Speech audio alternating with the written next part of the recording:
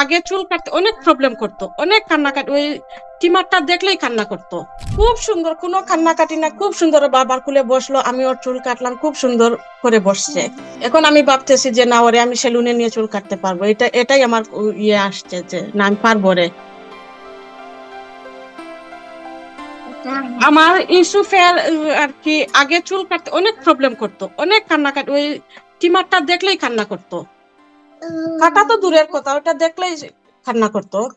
তারপরে এবার ঈদের আগে অনেক লম্বা লম্বা চুল হয়েছে, অনেক বড় চুল হয়েছে। পরে আমি এক সপ্তাহ আগ থেকে ওরে বলতেছি যে দেখো ইউসুফ, তোমার অনেক চুল অনেক লম্বা হয়েছে, তোমার চুল কাটতে হবে বাবা, আমরা চুল কাটবো, ইয়ে করবো। তারপরে আমার একটা আর কি ফেসিয়ালের ইয়ে ছিল, ওইটা স্টিমারের মতোই, ওইটা ওইটা দিছি। ওটা আর কি একটু নয়েজ কম করে, ওইটা দেখলাম ও ওটা কিন্তু খুব পছন্দ করছে। তারপরে আমি ওটা চার্জ দিয়ে ওরে দিয়ে দিছি যে তুমি তোমার যা দেখছি ও মাথায় লাগাইয়া ইয়ে করতেছে, ওই যে যেরকম চুল কাটে ওরকম ও করতেছে। তারপরে ভাবছি যে না, ওইটা দিয়ে ওরে আমি বুঝাইতে পারবো যে ওর চুলটা কিভাবে কাটবো। তারপরে ওর ছোট ভাইয়ের মাথায় লাগাইলাম, ওর বাবার মাথায় লাগাইলাম, লাগাই লাগাই ওরে ইয়ে করে বুঝাইতেছি।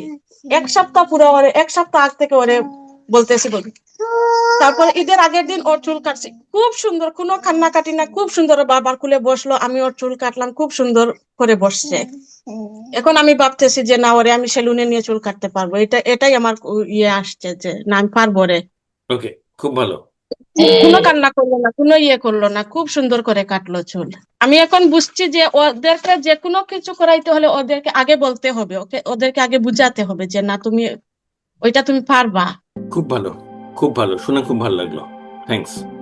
এবং আপনি সবে এখন গিয়ার আপ করছেন, তার মধ্যেই এতটা, খুব ভালো। তাহলে এক্ষেত্রে যেটা বলছি যে হঠাৎ করে কোনো কিছু হলে মেলটাউন হওয়াটা স্বাভাবিক, এবং সেখানে আপনি যত ওর কাছে প্রেডিক্টেবিলিটি তৈরি করতে পারবেন, স্টেবিলিটি তৈরি করতে পারবেন, সিকিউরিটি তৈরি করতে পারবেন, বেসিক্যালি ব্রেন ম্যাপ তৈরি করতে পারবেন, ও কিন্তু নিজের ভয়কে ক্রস করতে পারবেন। কি বুঝলেন? তাহলে আশা আছে, এটুকু বুঝতে পারছেন? এবং আপনার বাচ্চার কোথায় সে দাঁড়িয়ে আছে যদি আপনি বুঝতে পারেন, না যে কোনো অ্যাসেসমেন্টের কথা বলছি না, ওকে সলিউশন দিতে গেলে যা যা বুঝতে হবে সেটার সাপেক্ষে বলছি। যদি সেটা বোঝা যায়, সেখানে কিন্তু সলিউশন দেওয়া যাবে।